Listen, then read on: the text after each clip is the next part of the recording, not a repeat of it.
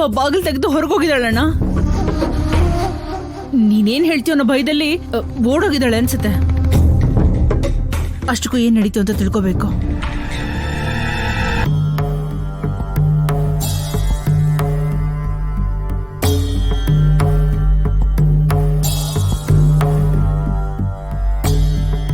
ಅಪ್ಪ, ನಾನು ಪುಣ್ಯನ ಹತ್ರ ಹೋಗ್ತಾ ಇದ್ದೀನಿ.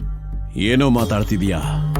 ಇಲ್ಲಿ ಇಷ್ಟೆಲ್ಲ ನಡೀತಾ ಇದ್ರೆ ಪುಣ್ಯ ಹತ್ರ ಹೋಗ್ತೀನಿ ಅಂತಿದ್ಯಾ? ನಡೆದಿದ್ದೆಲ್ಲ ಸಾಕಪ್ಪ. ನನ್ನ ಪ್ರೀತಿನ ಸಾಯಿಸಿ ನಾನು ಅರ್ಧ ಜೀವ ಇಟ್ಕೊಂಡು ನೀವ್ ಹೇಳಿದ ಎಲ್ಲ ಮಾಡ್ದೆ.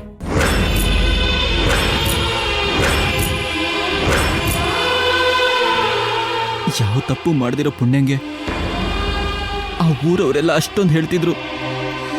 ಪಾಪ ಅವಳು ಎಷ್ಟು ನೋವು ಅನುಭವಿಸಿದ್ಲು ಅಂತ. ನನ್ನ ಮನ್ಸಲ್ಲಿ ಪುಣ್ಯ ಇದ್ರು ಕೇವಲ ನಿಮಗೋಸ್ಕರ ನನ್ನ ಪ್ರೀತಿನ ಸಾಯಿಸಿ ಮದ್ವೆಗೆ ಒಪ್ಕೊಂಡಿದ್ದೆ. ಆದ್ರೆ ಈಗ ಪುಣ್ಯನ ಕಾಪಾಡಿ ಪುಣ್ಯ ಯಾವ ತಪ್ಪು ಮಾಡಿಲ್ಲ ಅಂತ ನಿರೂಪಿಸಿ ನಾಗಮಣಿನ ಪಡ್ಕೊಂಡು ಚೌಡಮ್ಮ ತಾಯಿ ಗುಡಿ ಮುಂದೆ ಪ್ರತಿಷ್ಠಾಪನೆ ಮಾಡಿದ್ಮೇಲೆನೆ ನಾನು ಈ ಮನೆಗೆ ಮತ್ತೆ ಕಾಲಿಡೋದು.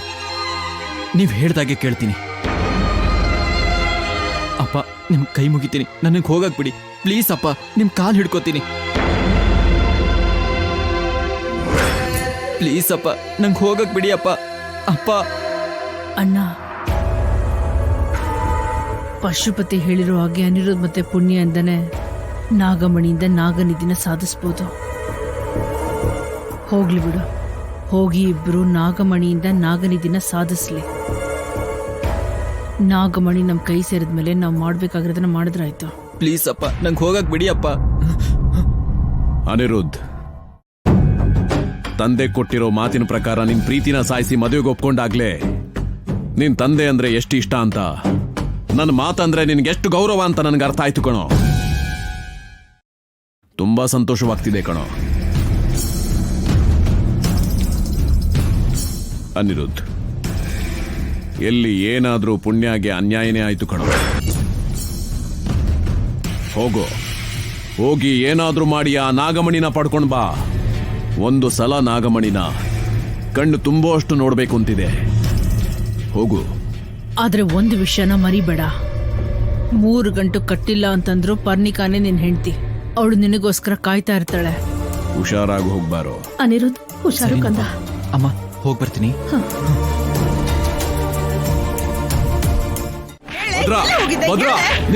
ನಿಂತ್ಕೋ. ಏಯ್, ಮದುವೆಗೆ ಬಂದ ಸಂಬಂಧಿಕರ ಮುಂದೆ ನಮ್ಮ ಮಾನ ಮರ್ಯಾದೆಲ್ಲ ತೆಗೆದ್ಬಿಟ್ಟಿಯಲ್ಲೇ. ನಿನ್ನಿಂದ ಈ ಮನೆ ಇವತ್ತು ಹೇಗಾಗಿದೆ ನೋಡೆ. ಅಷ್ಟಕ್ಕೂ ಎಲ್ಲ ಸಾಯಕ್ ಹೋಗಿದ್ದೆ. ಪರ್ಣಿಕಾ, ಮದುವೆ ಮಂಟಪದಿಂದ ಹೊರಗೆ ಬಂದು ಆ ಕೋಣೆಯಿಂದ ಎಲ್ಲಿಗೆ ಹೋದೆ? ಹೇಗ್ ಮಾಯ ಆದೆ? ಅಷ್ಟಕ್ಕೂ ಎಲ್ಲಿಗೆ ಹೋದೆ ಹೇಳು.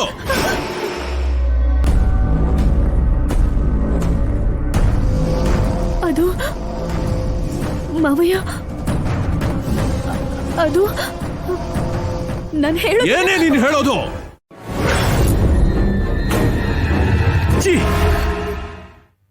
ನನ್ ಸೊಸೆ ಆಗಿದ್ದಕ್ಕೆ ಉಳ್ಕೊಂಡೆ.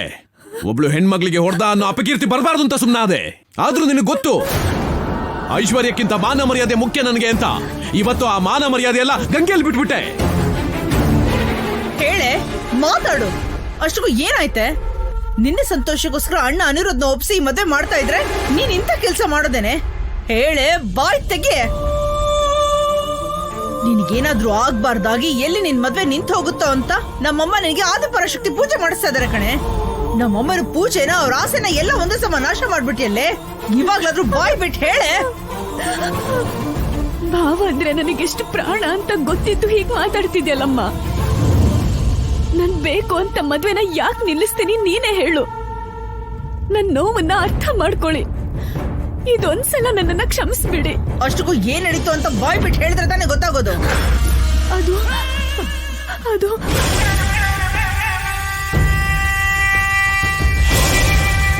ಹೇಳೋ ತರ ಇದ್ದಿದ್ರೆ ಆವಾಗ್ಲೇ ಹೇಳ್ತಿದ್ನಲ್ಲಮ್ಮ. ಅರ್ಥ ಮಾಡ್ಕೊ. ಹೇಳಕ್ಕಾಗ್ದೇ ಇರೋ ನೋವು ನಂದು. ಸರಿ, ಈಗಿಂದೀಗಲೇ ಒಳಗೋಗು. ಇನ್ಮೇಲೆ ಈ ತರ ಹುಚ್ಚುಚ್ಚಾಗೆಲ್ಲ ಆಡ್ಬೇಡ. ಸರಿಯಾಗಿರೋ ನಿಂಗೆ ಒಳ್ಳೇದು. ಅವಾಗ ನಾನು ಹಾವಾಗಿದ್ದಕ್ಕೆ ಅಲ್ವಾ ನನಗಿಷ್ಟೆಲ್ಲ ನೋವಾಗಿದ್ದು. ಅಣ್ಣ, ಅಣ್ಣ ಕ್ಷಮಿಸ್ಬಿಡೋಣ. ಇವಳೇನೋ ಚಿಕ್ಕ ಹುಡುಗಿ, ಗೊತ್ತಿಲ್ಲದೆ ತಪ್ಪು ಮಾಡಿದಾಳೆ. ಇದೊಂದು ಸಾರಿ ಕ್ಷಮಿಸ್ಬಿಡೋಣ.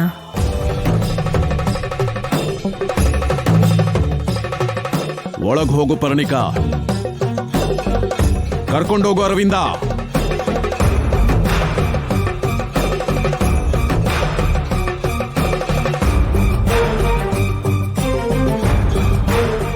ಆಗಿದ್ದೇನೋ ಆಗೋಯ್ತಣ್ಣ. ಏನೋ ಕೆಟ್ಟದ್ ನಡೀತು ಅಂತಂದ್ರೆ ಮುಂದೆ ಏನೋ ಒಂದ್ ಒಳ್ಳೇದಾಗತ್ತೆ ಅನ್ನೋ ಅರ್ಥ. ಅನಿರುದ್ಧ್ ಕೋಪದಲ್ಲಿ ನಾಗಮಣಿ ಹುಡ್ಕೋಕೆ ಅಂತ ಹೋಗಿದ್ದಾನೆ. ಅನಿರುದ್ಧ್ ಪುಣ್ಯ ಜೊತೆ ಆಗಿದ್ರೇನೆ ನಾಗಮಣಿ ನಾಗನಿಧಿ ರಹಸ್ಯ ಗೊತ್ತಾಗುತ್ತೆ. ನನ್ನ ಅಳಿಯ ಅದನ್ನ ಸಾಧಿಸ್ತಾನಣ್ಣ. ಅದಾದ್ಮೇಲೆ ಅನಿರುದ್ಧ್ ಮತ್ತೆ ಪರ್ಣಿಕಾ ಮದ್ವೆ ಮಾಡ್ಸೋಣ.